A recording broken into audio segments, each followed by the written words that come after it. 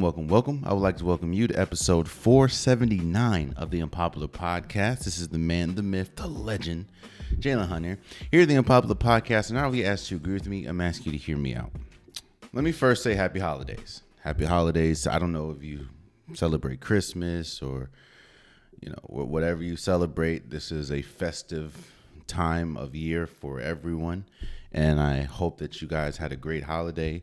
Obviously, I took a break for Christmas. I went to go see family, so it was good. And I hope that everyone enjoyed and is enjoying their holiday. With holidays, especially Christmas, comes sports. And obviously, if you listen to this podcast, you probably enjoy sports. And you found yourself watching some type of sport for Christmas. Now, there were a lot of them, and we're not going to touch every game. But one thing that was noticeable, and one thing that is 1,000% true, is some words mean something different to everyone. There are words that have a different meaning, a different connotation, depending on who you talk to and who you ask. That's how it's been. It's not with every word, but the word that we are focusing on right now is valuable. The word valuable means something different, or let me say it like this. The word valuable means the same to everyone. It's just the level of value they put on different things. I don't know. Let's say I would put more value into a car because I don't live in New York than someone that does live in New York that is so readily, has the metro so readily available. A car may not be as valuable to that person because they have an extensive amount of public transportation. The word valuable hasn't changed. It's just the thing that we put valuable on has changed. The conversation all year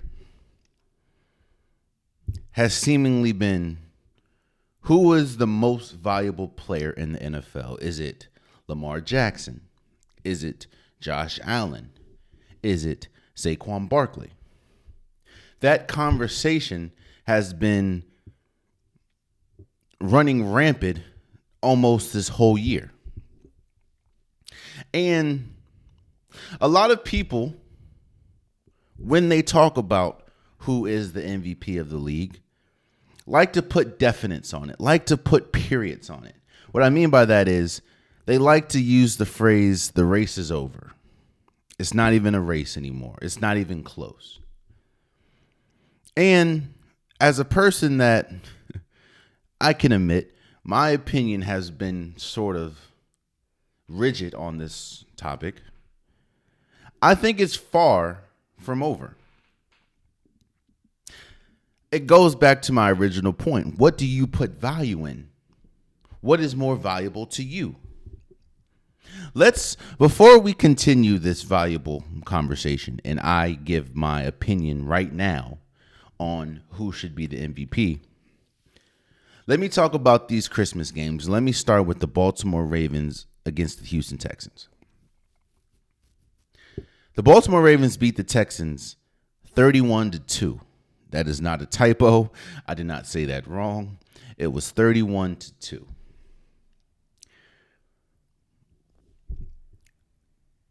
I don't think I can express how much this game frustrated me. I was almost fuming watching this game. Mind you, I'm not a Baltimore fan. I'm not a Texans fan. I am a fan of Lamar Jackson, but my allegiance is with the Washington Commanders, seeing as though that's where I'm from. But I was seething watching this game.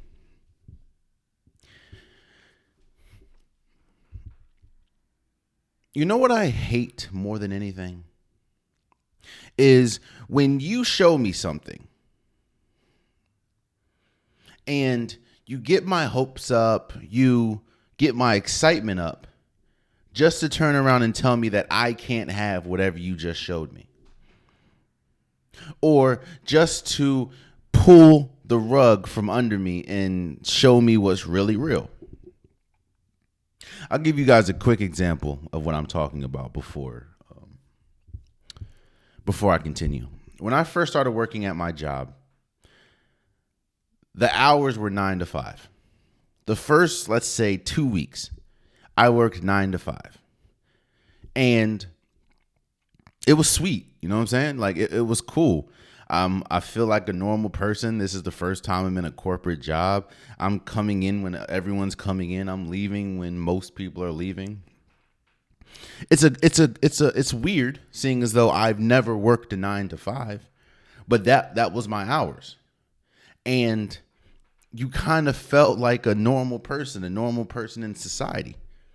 You know, I had to move to work where I'm at, so you know, I relocated. I'm just getting acclimated with the job, getting acclimated to where I'm now staying. Working 9 to 5 was different, but I was starting to get used to it. Notice I said the first 2 weeks, because as soon as those 2 weeks were over, that next day, they changed my shift to 5 a.m. in the morning to like 2 p.m.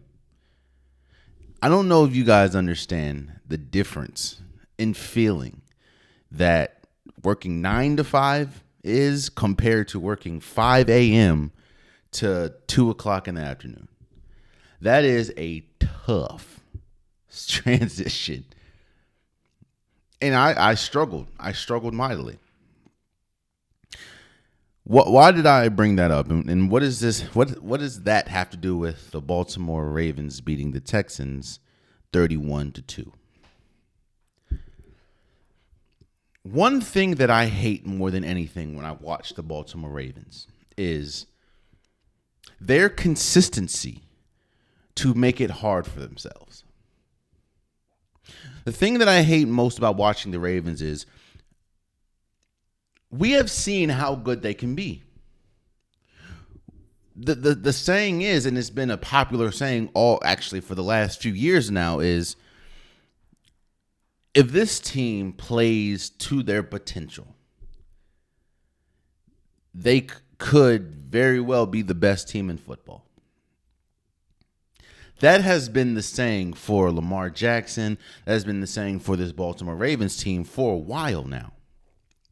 And my issue is the reason why that's been a saying for so long is because more times than not, they do not play to that level that we have seen them play to. We're going to talk about the Kansas City Chiefs and the Pittsburgh Steelers, but one thing that you cannot say, even the Kansas City Chiefs have had a bad, or with their standards, a down year, even though they only have one loss on the season. But one thing that we do know is they have a level of consistency, which obviously equals wins.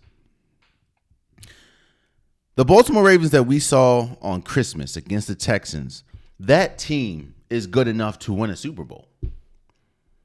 When you have the offense humming, you saw perfectly why they brought Derrick Henry in. I think he had 147 yards rushing.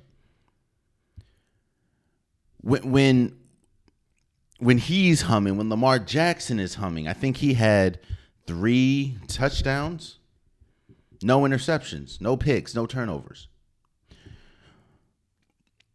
When the defense, it's been trending upwards these last few weeks, but this was probably one of their best performances. When the Baltimore Ravens is playing like that, I'm not going to say they're unstoppable, but they are clearly one of the best teams in football. The issue is we've also seen them when they miss a bunch of kicks, when they have a bunch of meaningless, the defense isn't playing well, when they have turnovers.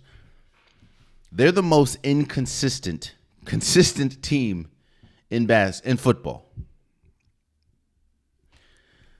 which is frustrating because I know it's like watching a child that doesn't reach his potential, and it's just like, I know how good you are. Why are you holding yourself back? If you just play the right way, this is what you get. Houston has been they've been funny in the light all year. I've talked about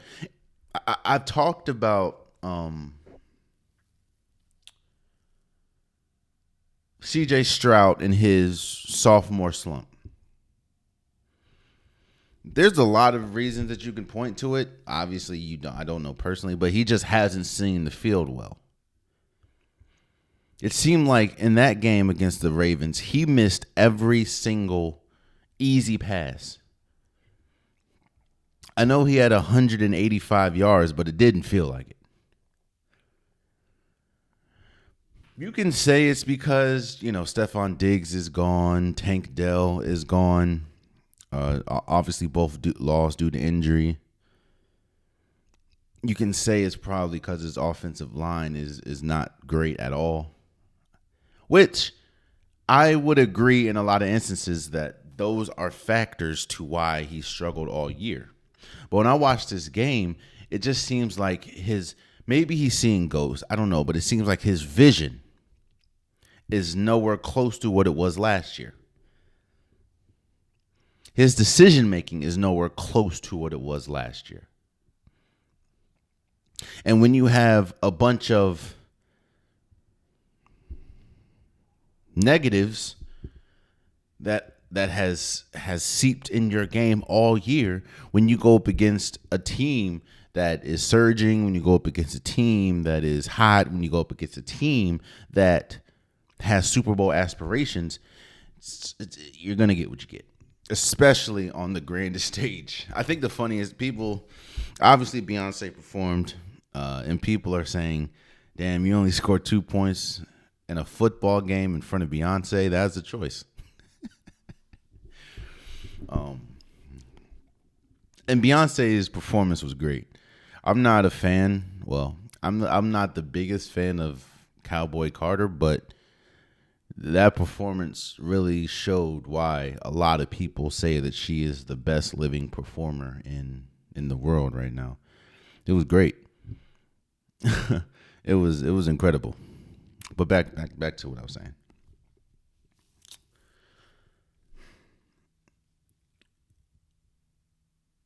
I don't know. The thing about the Baltimore Ravens is I can see a path where when they play to their potential, when they play their best, I can see them hoisting a Super Bowl trophy. I can also see them getting bounced out the first round. It's just about inconsistency.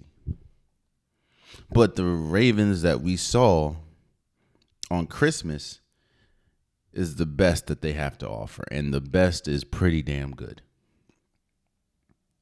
And for the Texans, unfortunately, I think that at least for this year, Christmas is also the best that they have to offer. And it shows that there are levels to it, at least for this year, Now the Texans can ultimately get hot and make a playoff run. I mean, I think the first round, if things land the way they land right now, they would have to play the Steelers. I can see them beating the Steelers. I can also see the Steelers beating the hell out of them. You never know, but as of right now, team isn't the greatest. But let's address what I was talking about starting this episode, and that is valuable.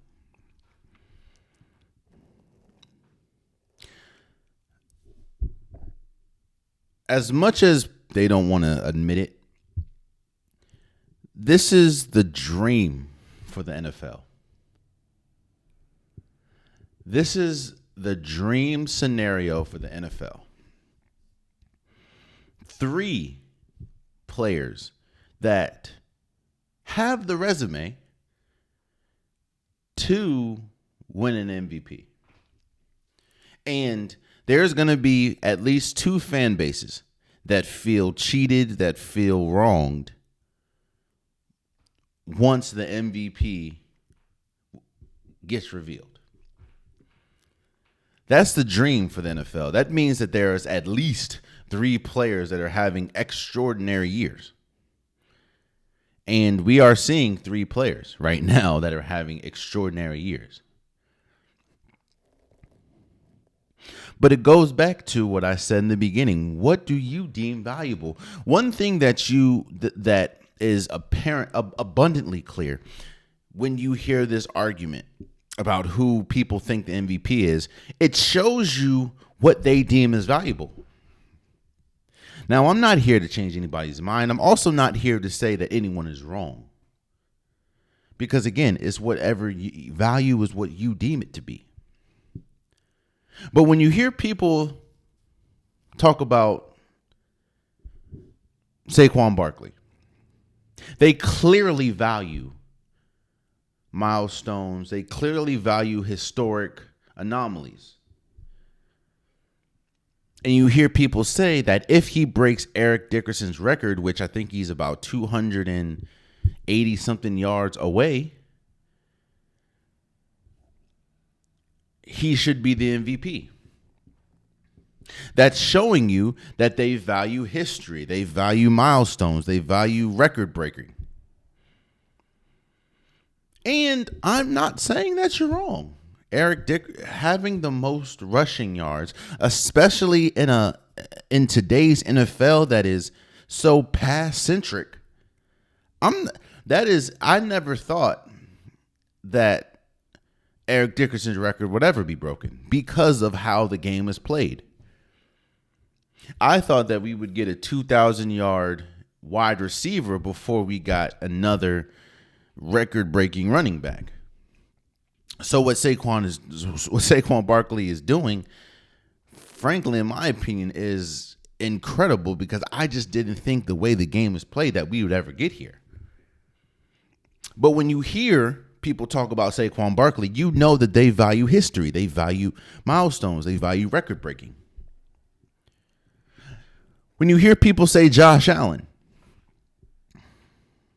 they value what you do with less. Because when you hear people talk about Josh Allen, what do you usually hear them say? Josh Allen is doing this with a team or with pieces that haven't proven themselves to be as good as they've been playing. When you look at this team, Josh Allen is the main reason why they only have 2 losses on the season. When you look at this Bills team, Josh Allen is the clear-cut reason why this team is even considered a Super Bowl caliber team, especially when you look at how they played this year. Those people are telling you that they value somebody's importance when the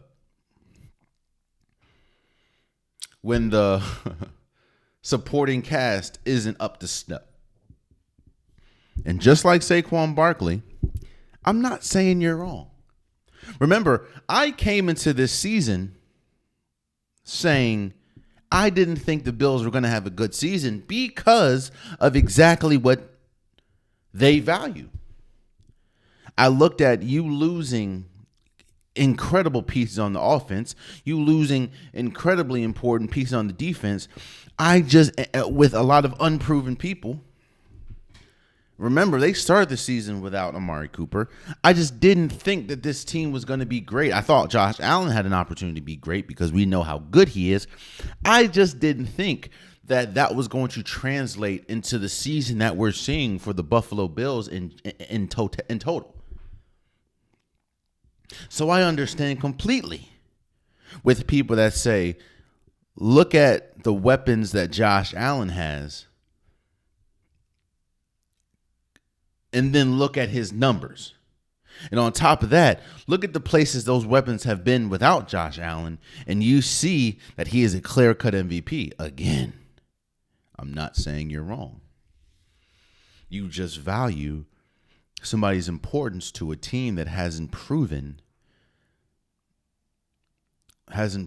to be as good as they've shown. And then you have people that say, well, look at Lamar Jackson.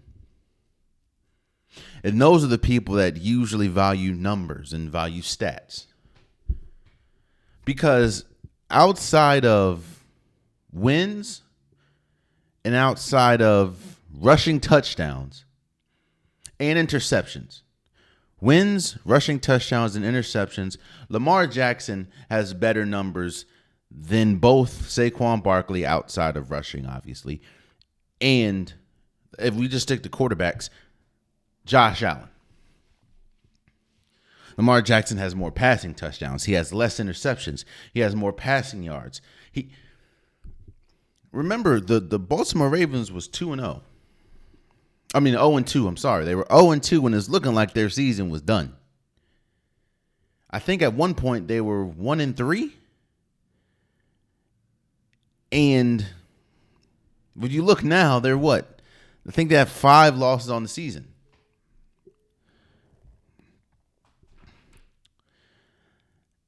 It goes back to what you value. Now, people that value what Lamar Jackson's doing and people that are saying that Lamar Jackson should be the MVP,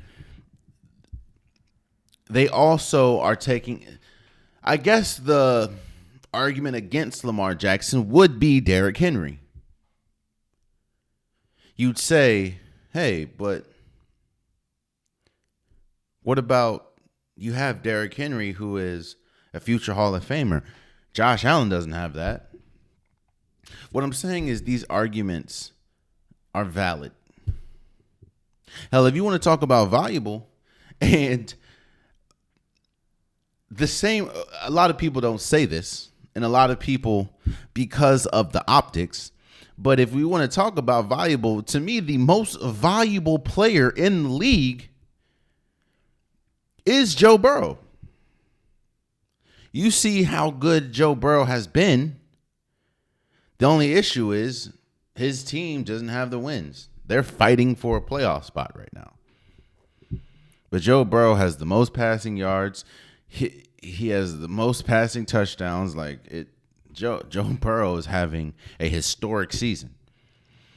But it's even more historic because he's having the numbers that he's having, and the team may not even make the playoffs.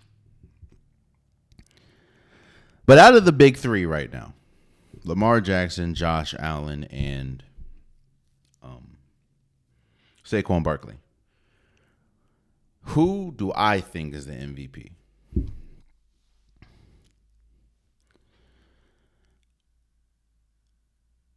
Like I said before, I think it would be foolish for me to say that it's a done deal. One person has it locked up.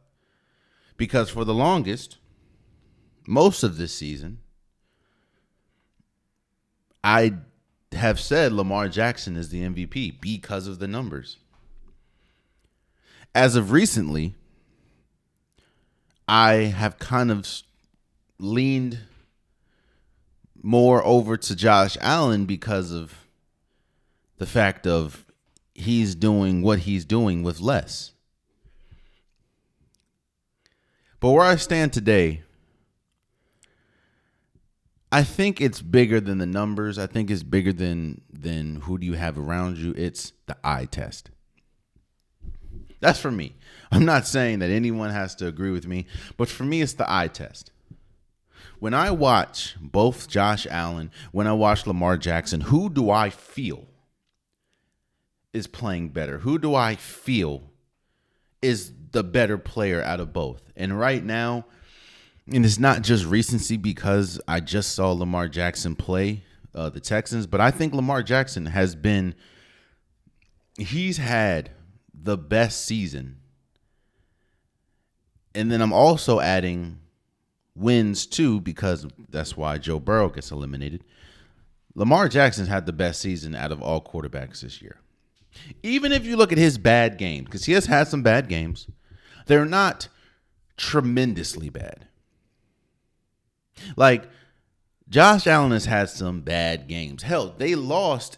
Now, obviously, the two teams were different, but they lost badly the head-to-head matchup against Baltimore. A lot of people are attaching Josh Allen and the Bills being the only team to beat Kansas City, which is a huge feat, but still. Lamar Jackson, in my opinion, has been the best player this year. Now, again, it goes back to whatever you argue. We're not going to stretch it out anymore, but if you think the best player essentially means MVP, then I don't know how you would not say Lamar Jackson hasn't been the best player.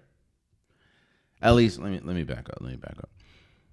I think as great as the Bills have been, as great as the Ravens have been, if you take both players off the team, if you take Josh Allen off the Bills, you take Lamar Jackson off the Ravens, I do agree that the Ravens would fare better than the Bills because they have Derrick Henry. But I don't think that's the argument. The argument is, can they keep afloat without these players? And I don't think both teams can. Hell, we saw Derrick Henry his entire career for the Titans.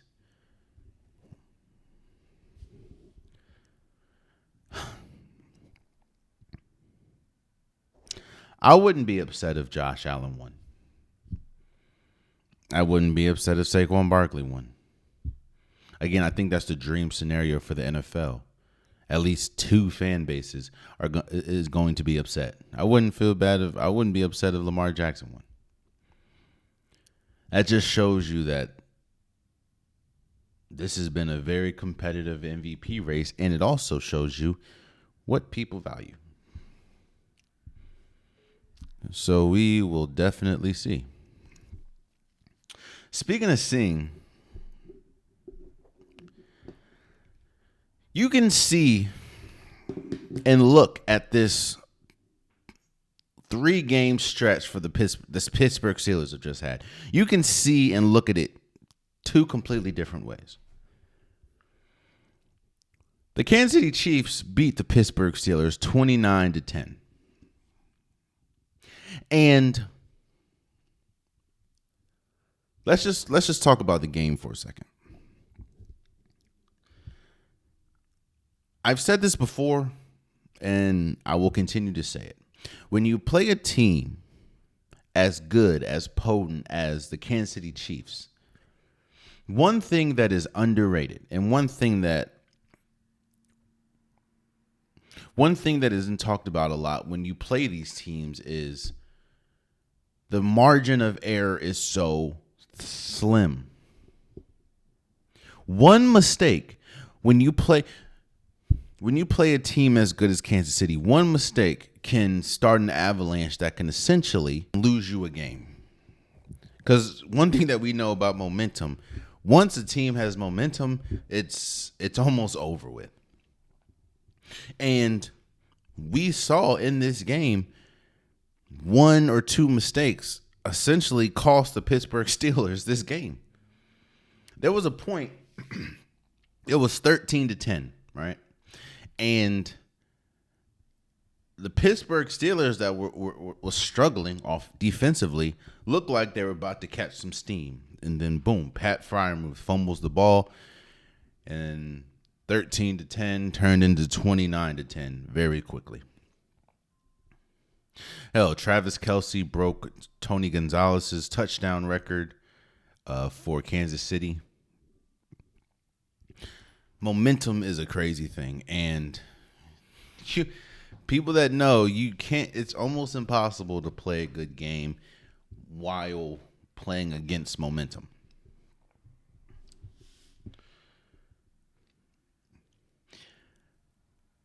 So Kansas City, This is probably the worst case scenario for anybody that is hoping that the Kansas City Chiefs don't repeat or three-peat. Don't make NFL history and be the first team to three-peat. This is probably the worst case scenario that you could possibly have. And honestly, we could see it coming. The Kansas City Chiefs are starting to round into form. Travis Kelce's playing better. You got Hollywood Brown back. Xavier Worthy, he's getting more acclimated with the NFL, seeing as though he's a rookie. DeAndre Hopkins is still good. This Kansas City Chiefs team is rounding up to form. They just beat the Pittsburgh Steelers without their best defensive player in Chris Jones. They're playing their best football at the right time. Now, obviously, this is not the playoffs, but you don't want to roll into the playoffs looking bad. You don't want to go into the playoffs with your team not playing their best. There's a difference between losing the last game maybe because you sit everybody or just not playing well going into the playoffs. That's kind of the Texans. The Texans are not playing well, and they're about to go into the playoffs. That's just not a good look. That's why I'm lower on the Texans than a lot of people. This Kansas City Chiefs team, it seems like they're rounding into form. Yes, they're one of the only teams that hasn't scored 30 points this year. But they're also playing their best football. Patrick Mahomes had 320 yards. Yeah. This is a scary look. But I said that this game kind of told me more about the Steelers than it did the Kansas City Chiefs. And you can look at this game a couple different ways, depending on which angle you want to take when we talk about the Pittsburgh Steelers. Obviously, Pittsburgh is on a 3-game losing streak. Now, in those 3 games, they have played the Kansas City Chiefs, number 1 in the AFC. They've played the Baltimore Ravens in Baltimore, who now leads the division. And they played the Philadelphia Eagles, who has Super Bowl aspirations and I think is the number 2 team in the NFC right now. So, yes, they're on a 3-game losing streak, but you're going against the top tier talent while not having someone like George Pickens. But that is where I want to focus. That's kind of what I took out of this. And that's why I am not as high on the Pittsburgh Steelers as many other people. Now, I understand the importance of a number 1 wide receiver. I will never sit here and say that, because they depend on George Pickens so much, that's why. No.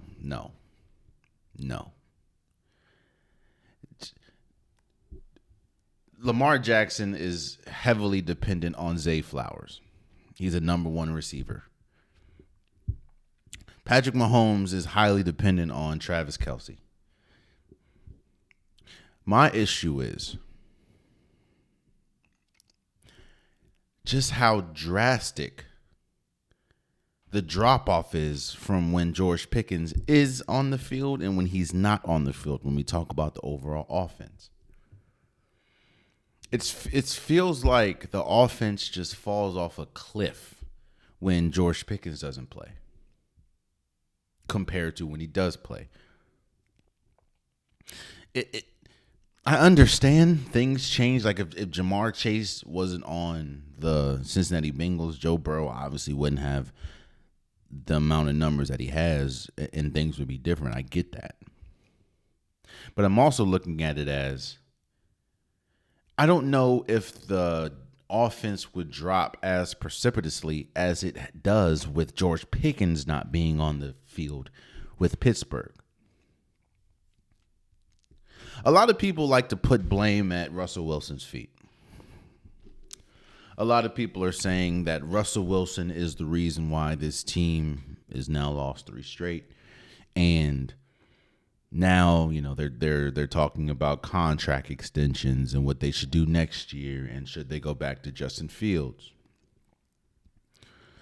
While yes, I do agree that you would like your quarterback to play better and not lose the game, and some of the interceptions that Russell Wilson has thrown in this 3-game stretch hasn't been the greatest.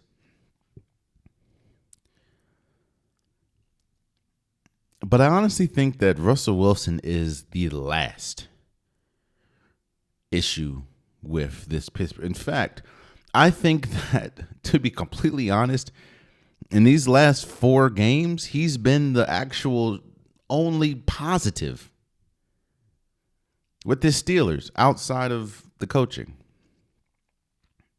Which brings me to the reason why I'm not going to say out on Pittsburgh, but I view them not as good as or not as potent as I thought they would be, based on how they played beginning of the year.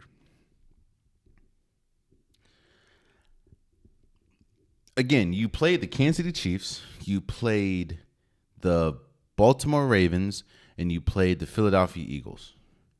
We knew that this was going to be the defining stretch for the Pittsburgh Steelers. And I think next week you go against the Cincinnati Bengals, I believe. But my issue is with their defense. The Pittsburgh Steelers calling card has always been playing stout defense. Hell, I came on here and I've been raving about how good TJ Watt has been, and I thought that at least early in the season, TJ Watt should be the MVP or Defensive Player of the Year. And while I still think TJ Watt is great, Highsmith is great, they have not, and I'm not just putting them, the defense as a whole hasn't been great. The defense has been actually the main reason. We talk about balance. And early in the season, especially with Russell Wilson, I said that the team is now more balanced than it's been for a while. If the defense was playing bad, the offense could pick them up. If the offense wasn't playing too well, you had a stout defense. Well, over these last few games, obviously you're playing top-tier talent, but that has exposed that their defense has not been great. Now, yes, when you play against Saquon Barkley, Jalen Hurts, Lamar Jackson, Derrick Henry, Patrick Mahomes, and Travis Kelce, it's going to be tough. Especially with Joey Porter not playing against the Chiefs. But your defense, now you have people like Cam Hayward calling out players. You have people like Patrick Queen calling out players. That's not a good sign. It shouldn't feel like you collapse after it shouldn't feel like you collapse after playing a good game. And that's kind of what it feels like is happening with this defense. I think Russell Wilson, the interceptions don't look good, even though a couple of the interceptions wasn't really his fault. Like George Pickens just stopped running the route, which would have freed up someone like Pat Freiermuth in the Kansas City Chiefs game. That really wasn't his fault. Or the fumbles, like Najee Harris has had a bad fumbling problem this year.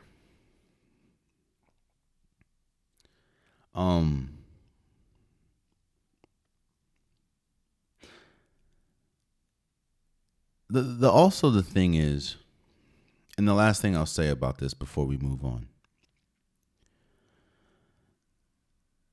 you'd hope that the margin of error is a lot wider for a Super Bowl caliber team. Like, I think the margin of error for the Baltimore Ravens is kind of wide because of just how talented they are. The margin of error, in my opinion, for the Kansas City Chiefs has shrunk this year, but it's still very wide because of how good their defense plays, and they have the number one defense in football. There's such a razor thin margin of error for the Pittsburgh Steelers that if one thing goes awry, it feels like the team can't catch up. At least that's what it felt like these last 3 weeks. And I just said the one thing that you want to do is you want to feel good. You want to play your best football going into the season. It's kind of like riding the momentum, riding the wave. Well, if the Pittsburgh Steelers are going to make a playoff run, they would have to define the odds because they, in fact, are not playing their best football right now. In fact, you can argue that they're playing their worst this year. And that's the last thing you want to do going into the playoffs. Again, 3 weeks ago, they were the number one seed in the NFC North. Now they are not. Now they're probably going to have to either go to a place like Houston or not. The AFC North is it's crazy. But you definitely want to play your best football, and they're not playing that. Compared to when we look at someone like the Kansas City Chiefs, compared to someone like the Baltimore Ravens that we saw on Christmas, they are playing their best football at the right time. Which is why it just feels different when we watch them compared to watch someone like the Pittsburgh Steelers. So, we'll see. Shouts out to Kansas City for beating Pittsburgh 29-10. Shouts out for Baltimore, or shouts out to Baltimore for beating the Texans 31-2. And shouts out Beyonce. Incredible performance. As a person that isn't a quote unquote Beyonce stan, I thought it was great. It was a great performance, man. I know, I can imagine how many people were upset. So the NFL was promoting that we were going to get Beyonce as well as Mariah Carey. They said Mariah Carey was going to, I guess, sing a Christmas song, seeing as though it was on Christmas, was going to sing a Christmas song at the beginning of the first game, which was the Steelers in Kansas City. And when I saw the video, they never said, now obviously it didn't specify if it was going to be live or not, but when I saw the video of Mariah Carey, I'm like, oh, okay, well, it's not going to be live. That makes sense. They have a bunch of CGI and a bunch of stuff. It makes sense. When Beyonce started, I can just imagine America's face, especially a lot of the women that was only watching this game because of Beyonce, or only watching halftime because of Beyonce. I can imagine how frustrated they were when it started in video. And it was like a long video. I'm like, oh, this whole performance is about to be on video. Yo, they're about to riot at the Netflix headquarters. But then it turned into live, and it was great. So, shouts out to Beyonce. Shouts out to the camp. Shouts out to that. I don't know. I guess that this is the start of something. Well, this is the second year. I don't know if I really like the NFL on Christmas. It's always been a basketball thing. And you know what? I'll save that for when I talk about basketball. I'll save that for a little bit later.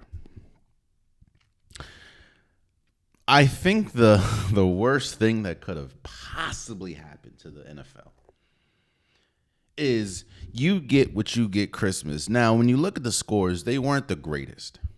29-10 isn't close. 31-2 isn't close. Yes, but you still have both games didn't seem terrible because you have stars. Lamar Jackson did some incredible things. Derrick Henry did some incredible things.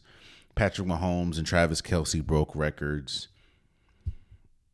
You know, hell, Russell Wilson even ran it in for a touchdown. Like you saw some incredible things. So while the scores weren't that good, the games weren't terrible. And of course, you had Beyonce.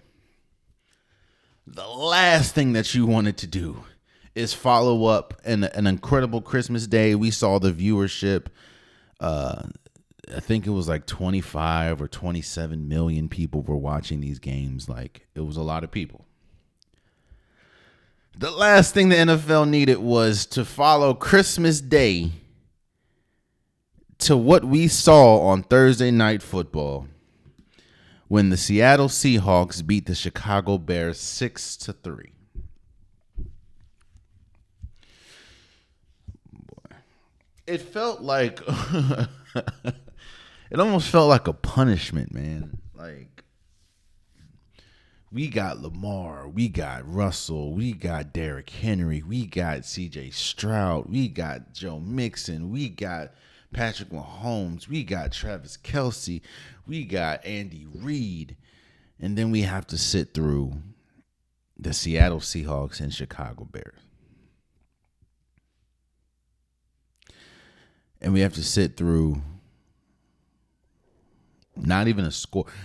I think there was 2 touchdowns in this game. Both of them were taken back due to penalties. You know what, this game, I mean, I don't have much analysis on this game. Both teams aren't that good, especially the Bears. You have Pete Carroll's name has popped up this week when we talk about his interest in the Chicago Bears head coaching job, which obviously will be open at the end of the season. And I think Pete Carroll could be a really good pick. I think you need somebody that is relatable, and you need somebody that is offensive minded. Chicago has one thing that they've struggled with. They keep bringing these incredibly different quarterbacks, like a Justin Fields, like a like a Caleb Williams, and they keep pairing them with defensive-minded coaches. Matt Nagy, Matt Eberflus. It's like, no, you can't, like, you need someone that's relatable on the offensive side of the ball. Now, I know that you're saying, well, wasn't Pete Carroll a defensive-minded coach, and isn't he older than most coaches? Yes, that is true. But we did see Russell Wilson's best years with Pete Carroll. And Seattle was always a competitive team. Yes, you had the Legion of Boom, but Seattle was always a competitive team. I don't remember who said it. I think it was Ryan Clark, so shouts out to him. We always talked about how good this Chicago Bears team was going to be this year, and we only really looked at the pieces. I can speak for myself. I only really looked at the pieces. I looked at you getting DJ Moore. I looked at you getting Keenan Allen. I looked at you having Cole Kmet. I looked at you having DeAndre Swift, Rome Odunze in the draft. And I'm thinking to myself, it is almost, and the defense being as good as it's been, I said, this is almost a bulletproof team as far as there's no way that this team can be bad. I'm not saying that they're going to be Super Bowl bound, because I know some people were saying that. But no, I said there's no way that this team can be terrible. I never really focused on the coaching staff, which is crazy because I know how important the coaching staff is. And in all intents and purposes, not having the right person at the helm coaching wise doomed this team, at least for this year. And I pray that it didn't ruin Caleb Williams, because you can take, let's look at this game. Look at Thursday Night Football, how many times he was sacked. I didn't realize he's the most sacked quarterback in the league, or how many times he ran into sacks. Like the pocket would collapse, and he ran the exact way that a defender was coming. He did that like 3 or 4 times. He was sacked, I think, 6 or 7 times this game.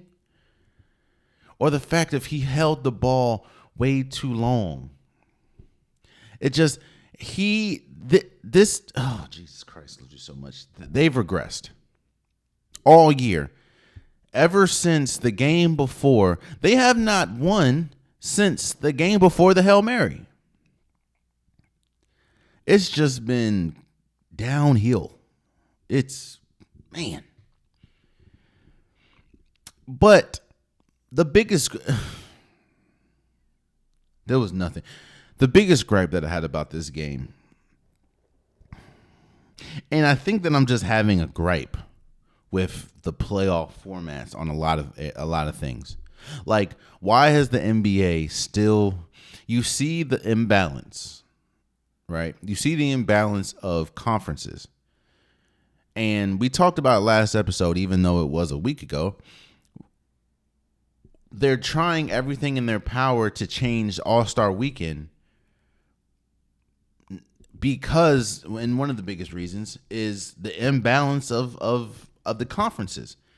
Most of the top players in the league play in the Western Conference. So if they were to stick, which I still think they should stick to East and West, but if they were stick to East and West, the West would dominate. I mean, because in the East you have Jaylen Brown, Jason Tatum, Giannis, Dame, Joel Embiid, and then you have Jalen Brunson, Tyrese Halliburton, Paolo Banchero, even though he was hurt this year, Karl Anthony Towns, compared to Steph, LeBron, KD, Nikola Jokic, Luka Doncic, even though he's out for a month now. Like Kyrie, it's, but you're trying to change all these the All-Star weekend and stuff because it's a bad product right now.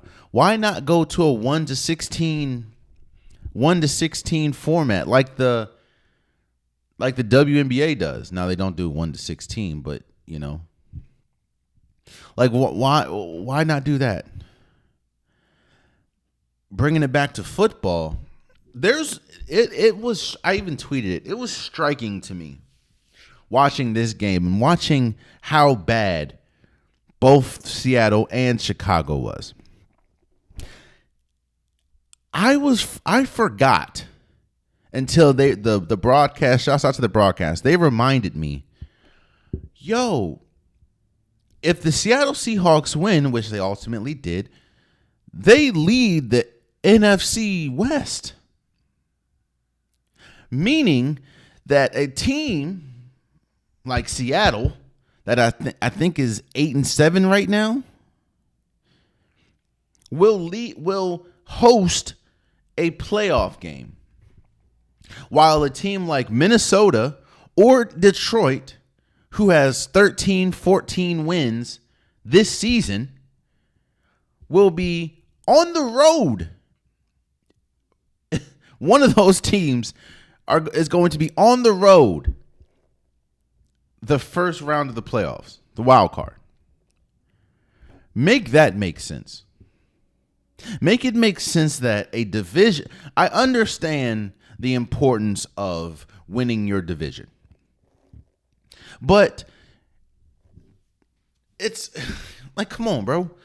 Not all divisions are created equally. The AFC West, the AFC North is not the NFC West or the NFC North. While yes, the NFC North has probably been the best division this year,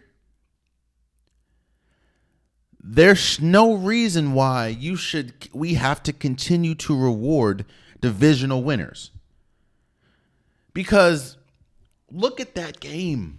Yes, we've seen the Seahawks play their best, and they're a really good team.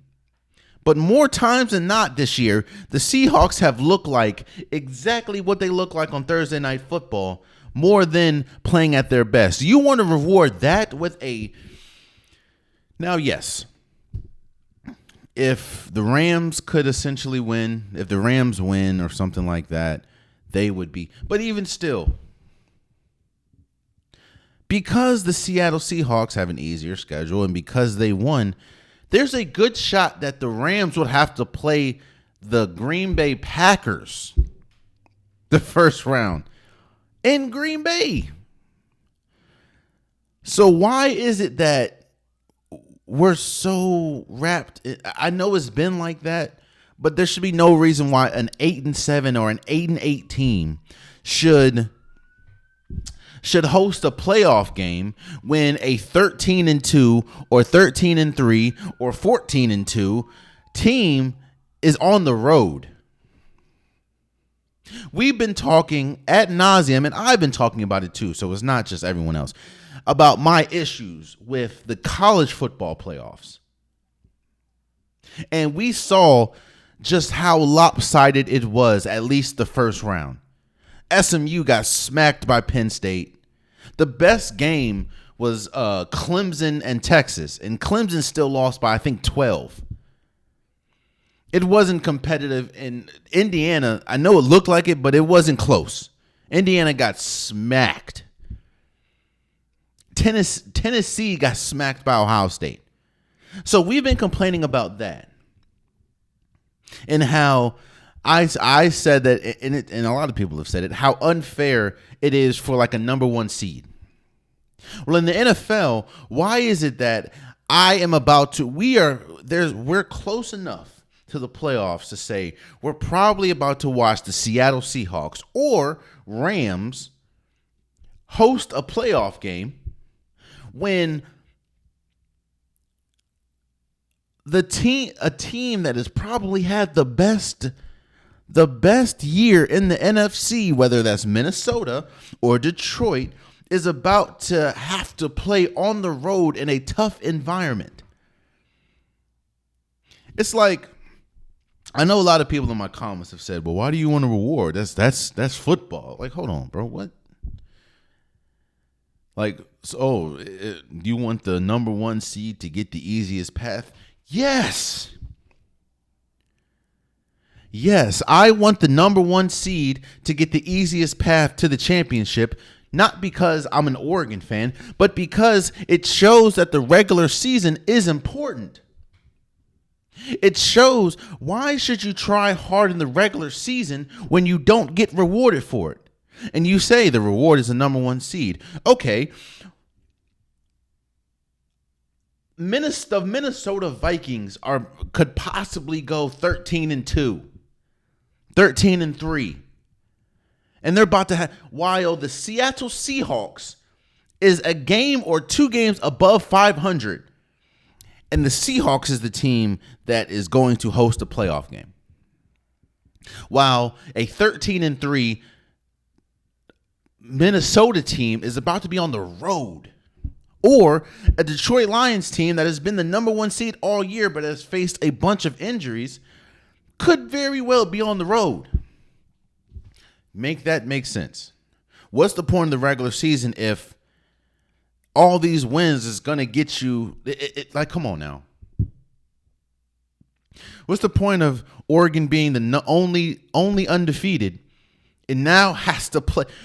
Penn State is about to play Boise State. No offense to Boise State, but Boise State is definitely not Ohio State, who is about to play Oregon. Think about it. I'm not saying that I am saying that the number one seeds should be the number one seeds, or people with the better records should be rewarded. Because then at that point, what's the point of the regular season? If it's just crazy. It's just crazy. I just watched a divisional winner, might I add you, that was playing all their healthy players because they needed to. They needed to win. So everyone that's healthy was playing because this was a very important game. I just saw that team score 6 points on the Chicago Bears. while I'm watching Sam Darnold, who I think should lock up the comeback player of the year, Justin Jefferson, Jordan Addison, Aaron Jones, those players, that team, that great defense, or Jared Goff, Amon-Ra St. Brown, Jameson Williams, Jahmyr Gibbs, Sam Laporta, Tim Patrick, or that team, one of those two teams, the Detroit Lions or the Minnesota Timberwolves, is about to be, they're about to have more than 5 or 6. They're going to have 5 or 6 more wins than Seattle Seahawks. Yet one of them is about to be on the road the first game. And the Seahawks are about to be at home. Make it make sense. Just because they won a division. A division, might I add, that has a bunch of 4 and 5 win teams.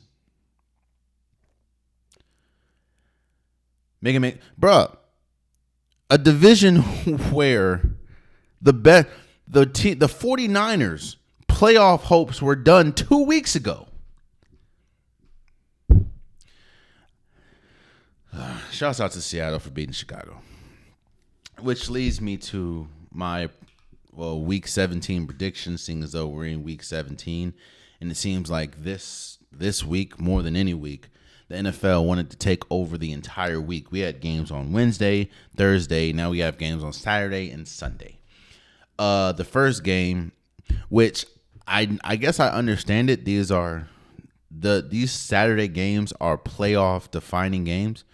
You have the Chargers going into New England. If the Chargers win, their playoff hopes is still alive. I have the Chargers winning. I think New England played their best game that they had probably all season, the first game against Cincinnati. And they also played a really good game against the Bills last week. However, they still lost. And they're not playing for anything except for spoiler, I guess. And the Chargers, they are still playing for their playoff lives. They have not clinched a playoff spot. I think that the Chargers, I still have my questions about them playing good teams, but the New England Patriots isn't one of them. I have the Chargers beating the Patriots because they, the biggest game on Saturday is Denver at Cincinnati. Now, let me lay this out for you. If Cincinnati loses this game, their playoff hopes is done. They're eliminated from the playoffs. Bada bing, bada boom. If Denver loses this game, they would essentially need, not only is Cincinnati still in playoff contention, they would need, I think, the Chargers to lose next week. They would need Cincy to lose next week. They essentially take the control out of their own hands. So both of these teams, the Denver Broncos and Cincinnati Bengals, need this game tremendously. The issue for the Denver Broncos, however, is Bo Nix has not been great these last few weeks. He just hasn't. He's looked all of the rookie that he is. He hasn't been good. And while this defense is really good, I don't know how this defense is going to be able to hold up if the offense isn't firing on all cylinders.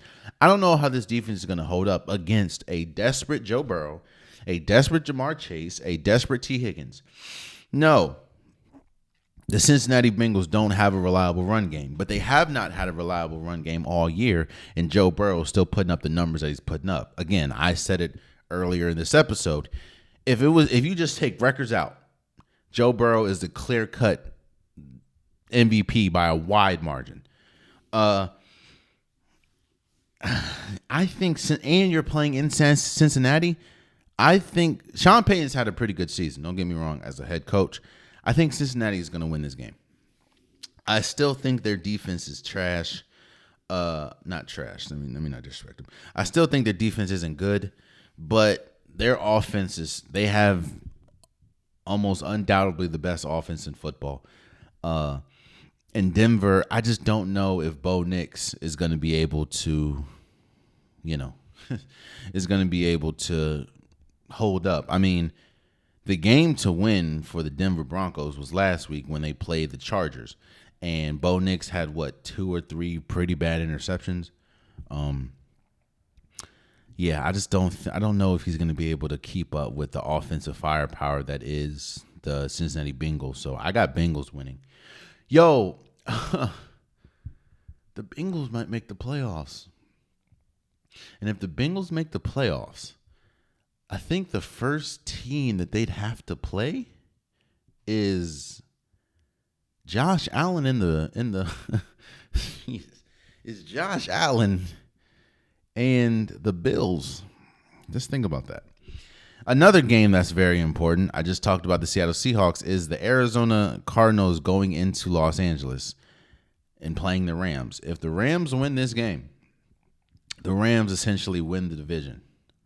Well, let me not say essentially win. They are atop of the division, and then it would come down to next week. If they lose, then the Rams, it doesn't matter. The Seahawks won the division. The Arizona Cardinals has not. They have, yeah. It's hard for me to trust the Rams because I know how good they are when they play to the best of their ability. Then I also know how bad they can be. Yeah. But I think Arizona, they've kind of fallen off a cliff. Arizona hasn't been great. Kyler Murray hasn't been great. And they're essentially playing spoiler at this point. I know it's a divisional rival, but I think the Rams know what's at stake. So I'm going to go with the Rams. Meaning, if all things that I just said happen, if the Chargers beat the New England Patriots, if the Cincinnati Bengals beat the Denver Broncos, and if the Rams beat the Arizona Cardinals, that means that Denver is probably going to not make the playoffs. It all depends on next week. Cincinnati probably will make the playoffs. It all depends on next week. Now, Cincinnati does play Pittsburgh next week, so I don't know about that. Pittsburgh did put 44 on their head this year in Cincinnati, if I'm not mistaken. But and the Rams would be atop of the NFC West, so we'll see. On Saturday, I think that I'm not here saying that it's going to be an upset because I doubt it. Every time I pick the Jets to upset somebody, they get smacked. The Jets are playing the Buffalo Bills. The Jets are going to lose pretty badly, in my opinion. Even though Buffalo Jesus Christ, love you so much. Buffalo did look pretty bad against the Patriots last week. The Patriots did beat the Jets. I think Josh Allen feels and he kind of knows that the MVP is kind of up for grabs at this point. And Buffalo, they want to lock up the number 2 seed. There's a shot, which is a very slim shot because you have to play the Jets and then the Patriots next week. But there's a slim chance that Buffalo could fall to the 3 seed. And I don't think they want to do that, especially if Baltimore keeps winning. You don't want to play this next, the second or the next game, the conference. You don't want to play in Baltimore. So I got Buffalo winning. The Jets, they're ready for the season to be over. I got the Buffalo winning. Ooh, Jesus. The Raiders at Saints. This game doesn't matter. Actually, this game does matter for the Raiders. I guess as a coaching staff, they try to win, but they essentially played themselves out of the number 1 overall pick. And I don't know if you saw how bad Spencer Rattler and this Saints team looked last week against the Packers. Both of these teams ain't good. So I'm going to go with the Raiders, I guess. Doesn't matter, though. The Colts at Giants. The Giants is the worst team in football, so I'm going to go with the Colts. Dallas at Philly. Saquon Barkley, whether you can say is not trying to or not, Saquon Barkley is 200-plus yards away from breaking Eric Dickerson's record. there's a good shot that he's going to be able to break it with 100, maybe 150 yards. I don't know. I think that he's going to go for it. I think he should go for it. And then you're about to play a Dallas team. It's a divisional rival, and CD Lamb is out for the season with a shoulder injury. I have Philly winning. Now I don't as we're recording this, I don't know exactly if Jalen Hurts or Kenny Pickett's going to play. But Dallas has shown that they are a terrible run defense. So just get the ball to Saquon and get out the way. I got Philly winning. Carolina at Tampa. Now, this is actually a big game because the NFC South is up for grabs, and I think Tampa's going to win. Don't get me wrong. Carolina has been much better over the last few weeks. Shouts out to Bryce Young. Shouts out to the Carolina Panthers. But Tampa is just a better team, even though they did essentially cost themselves a secured spot last week. That game was terrible. I have Tampa Bay. Tennessee at Jacksonville. This game doesn't matter at all. I have Tennessee Titans. Miami at Cleveland. This game doesn't matter. I have Miami. Cleveland's not that good. Green Bay at Minnesota. This is a huge game. Again, like I said, Minnesota. There's an outside chance that there's a good chance that Minnesota could not only win the NFC North, they could be the number one seed in the NFC. They just got to keep winning, and I think the number one spot in the NFC will come down to next week if they beat the Green Bay Packers. Now, they beat the Green Bay Packers earlier this year, but it was the first game. I think Jordan Love came back. And it wasn't Green Bay.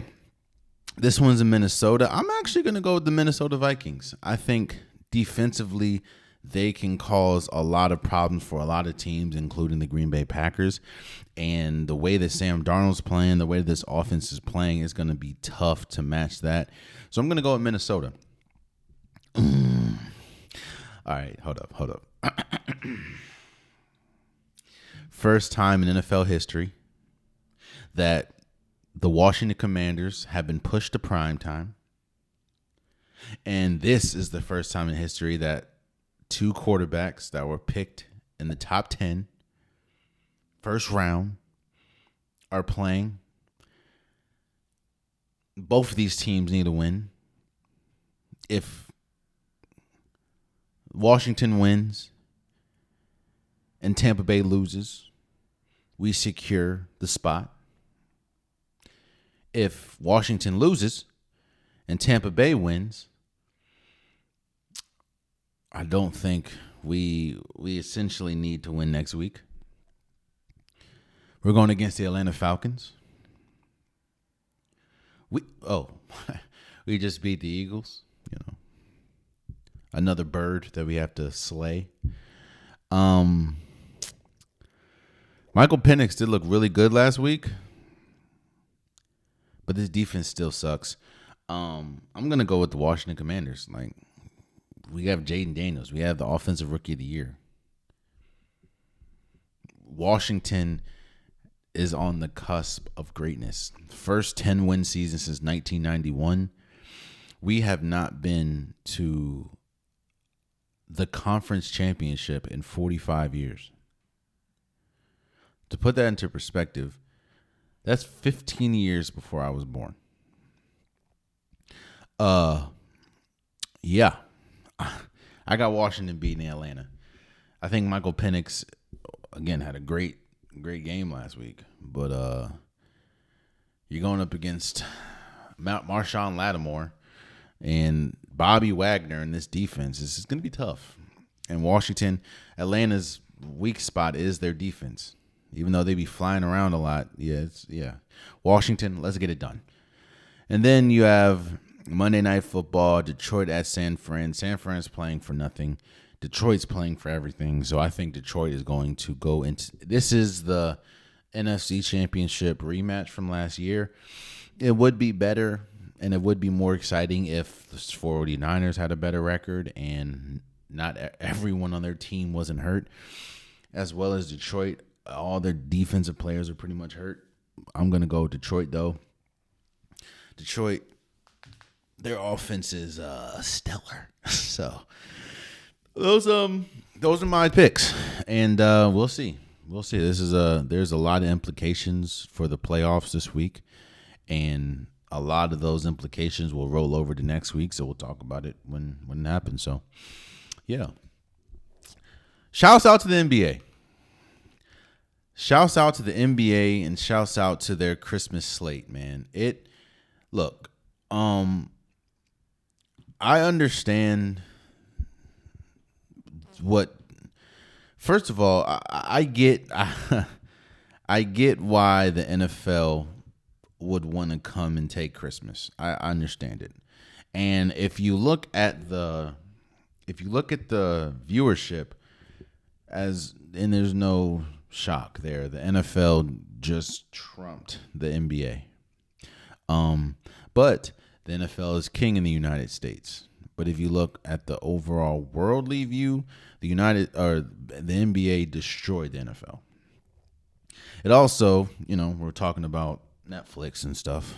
Some people don't have Netflix, so. But the NBA, all these games hit, man. That's one thing that you want, man. You need competitive. You need some importance. And each game was important in their own right. I mean, the Knicks beat the Spurs 117-114. Victor Wembanyama, his first Christmas game, 42-18. Mikal Bridges, had 41 points.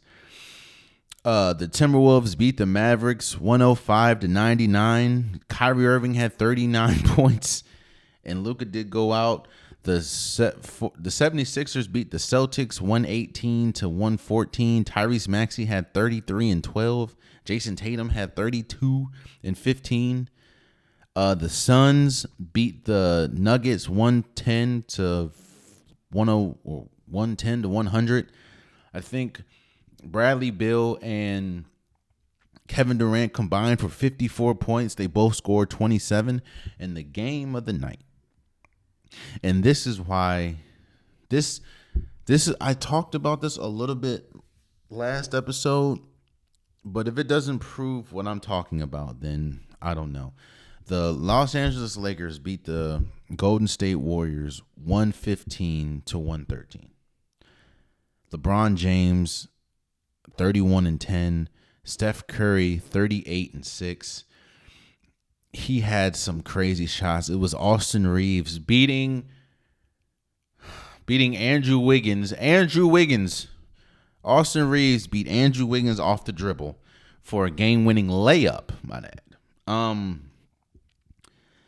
That shows you the viewership. Now, yes, again, the NFL destroyed when we talk about viewership, the NFL destroyed the NBA. I think the NBA peaked at like 8.7 million in the United States, while the NFL peaked, or I think Beyonce was the peak. It was like 27 million. So, but this shows you right here. I do think the stat came out that this was one of the highest watched NBA Christmas days in a while. And it shows you just how important stars are. We talked about the All-Star game. We talked about the Bucks last episode. The NBA is still a star-driven league. And the last thing you want are blowouts. The last thing you want are just bad games, especially when the last game starts at 10:30 at night on Eastern Standard Time. 10:30 at night. And you already got sat through, for the devoted fans, you sat through 1, 2, 3, 4, 5, 2, 4. I'm sorry. You saw through 4 basketball games and 2 football games and your family, and But the NBA shined on Christmas. Hell, you saw Kevin Durant say something. You saw LeBron James probably say, he loves the NFL, but this is Christmas. Like it's been a basketball day, and it showed why. Again, viewership, NFL, United States-wide NFL killed the NBA, but that's always going to happen when it's the NFL. And they knew exactly what to do. They called Mariah Carey up. They called Beyonce up. They said, "Hey, we know you guys played just 3 days ago, but let's put the Chiefs. In fact, Thursday night football that we saw last week, right? Or no, let's put the games that we just saw. Let's just scramble them up a little bit. Let's put Kansas City. They'll play the Pittsburgh Steelers because Pittsburgh Steelers, they have the second most fans in the United States. Let's put Lamar Jackson and the Baltimore Ravens. We're gonna put them against the Texans. We don't really want the Texans to play, but that's the only way we would get Beyonce to perform. She said, "I'm not performing if it's not in Texas." So it's just like, all right, goddamn. Well, we kind of don't want the Baltimore Ravens to play them, but we'll do it. Oh, they still have C.J. Stroud. Okay, cool. So of course you're gonna blow the NBA out the water, but if you saw just the ending, you didn't even have to see the whole game. If you saw the ending to the Lakers-Warriors game, and you saw the incredible shots that Steph was hitting, the incredible shots LeBron James was hitting, obviously Austin Reeves game winner, that shows you right there. Hell, Victor Wembanyama, this was his first Christmas, and he outscored everyone with 42 points. He showed people why he is looked at as the next great in the NBA. So, obviously the thing to talk about is ratings, and if you want to talk about it, go right ahead. But I just say congratulations to the NBA because they put on a great show for Christmas. Every game hit the way they were supposed to. And every game was close. Every game was competitive.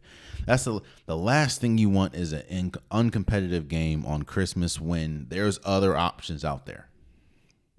You want to be as glued to your TV watching something as possible. Like you don't want to be like, this game's over. Let me go somewhere else. Every game had meaning, and shouts out to them, man. Shouts out to the NBA. I want to talk about this because I have my thoughts.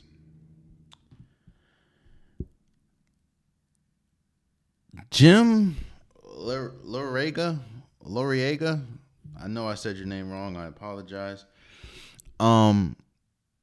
He steps down as the Miami basketball head coach.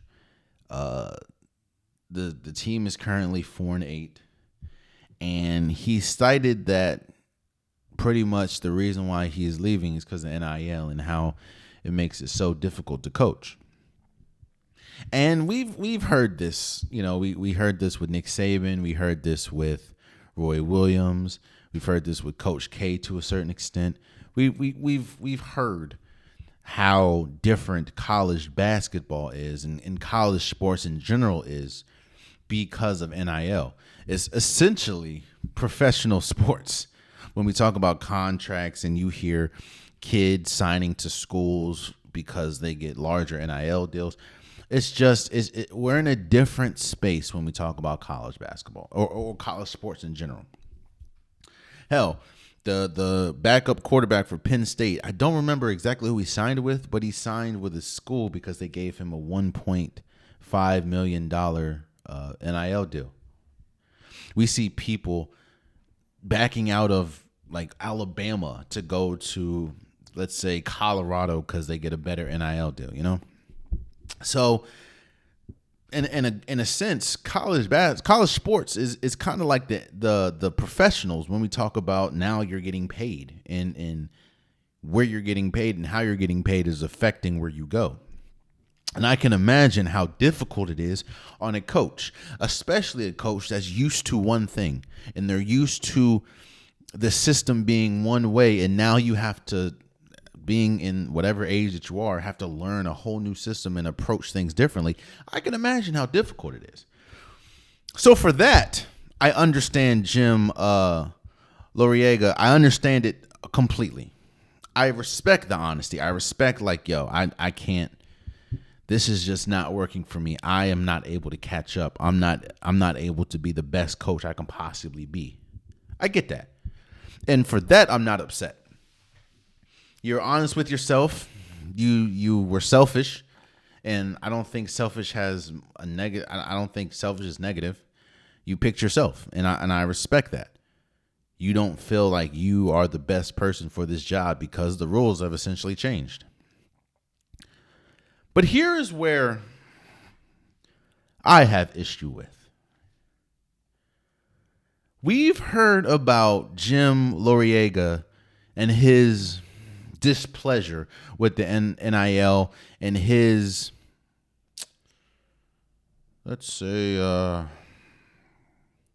his desire to continue to coach or lack thereof. We've heard about this for weeks now. Maybe even months. And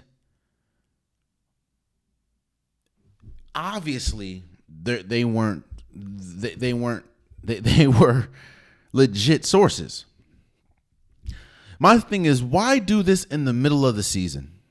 I understand that there's still a lot of season to go, but right now the Hurricanes are 4-8. You essentially, a lot can happen. The season is not over, but I think that it's not. I doubt that the Miami Hurricanes are going to turn it around. They could, especially with a new coach. They could, but if you felt this way, why go into the season? Which essentially you messed up a season for a lot of these kids. Again, I know it's still early in the season, but I don't know a team that's going to I don't think you're going to come back from 4-8, especially when you haven't really played the tough teams of your schedule yet. So you essentially wasted these kids' year of eligibility. Instead of leaving at the beginning of the season or leaving before the season started so they can get a new coach.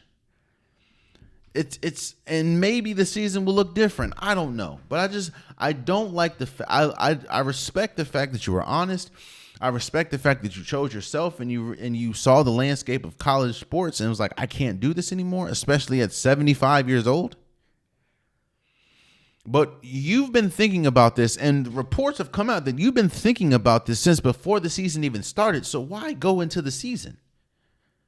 Essentially wasting these kids' year of eligibility. I don't like that, man. That's kind of because I'm thinking about all right, you could have recruited players to come there. And what do they look like now saying the person that recruited me to come here, the reason why I'm here outside of NIL deals is leaving because he can't take it no more. Again, I'm not saying he shouldn't have left. What I'm saying is, why do this in the middle of the season? You know? That's all I'm saying, man. But good luck to him. Another Hall of Fame worthy coach that is gone because, it's different.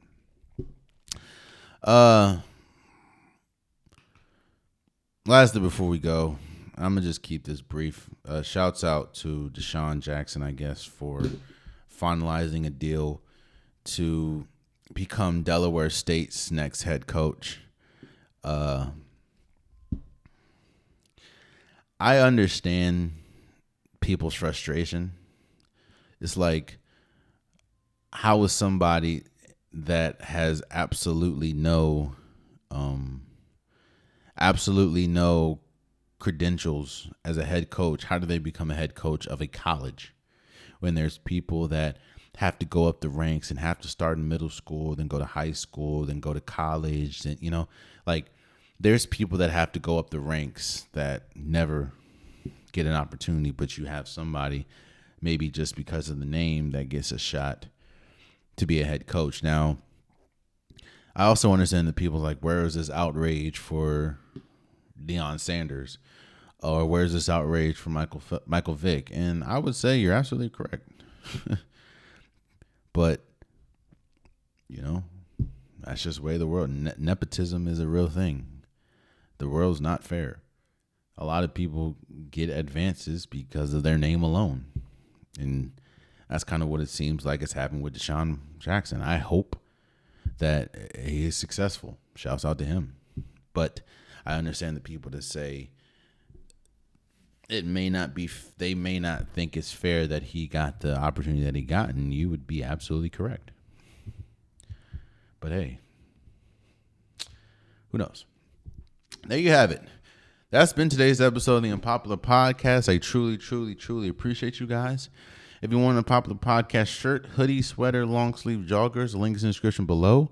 I have multiple different colors, multiple different designs. Get your Unpopular Podcast merch today. Also, please subscribe to the YouTube channel. I'm trying to get as many subscribers as possible. I'm almost at 2,000 subscribers. That is crazy to me.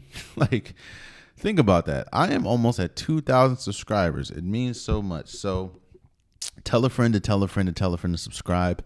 It definitely means a lot to me. Also, from my DSP listeners, please, whether that's Apple Podcasts, Spotify, SoundCloud, wherever you get your DSPs, wherever you get the Unpopular Podcast, wherever you hear this luscious voice, please follow, please subscribe. It definitely means a lot. No platform is bigger than the other. No platform is more important than the other. So if you are a DSP listener, if you are a YouTube, I love you guys equally, and it would definitely mean a lot if you subscribe or follow. So also, please follow the socials. I took a little bit of break due to the holidays or Christmas last week, but I am back, meaning you're going to get reels, you're going to get stories, you're going to get posts. So if that's probably the best way to get to me, whether you want to debate. I don't mind it. Just keep it respectful. And I really don't mind going back and forth. It just means that you're listening to me and you're passionate about whatever we're discussing. So TikTok, Instagram, please follow. It definitely means a lot. Happy holidays again. And I hope you guys, I know that the holidays are different for different people. Some people, it's actually a really tough time of period, maybe due to family loss or whatever circumstance it is. I hope that you guys have a great season. I hope that you're able to push through. I understand completely. I mean, as somebody that hasn't really been around their family or hasn't had the privilege to be around their family as much as I want to for the holidays due to work, I understand. Now, obviously, I'm not comparing work to a death or something. So I just hope that every single person has a great holiday and they understand that they are loved by somebody. So until next time, much love.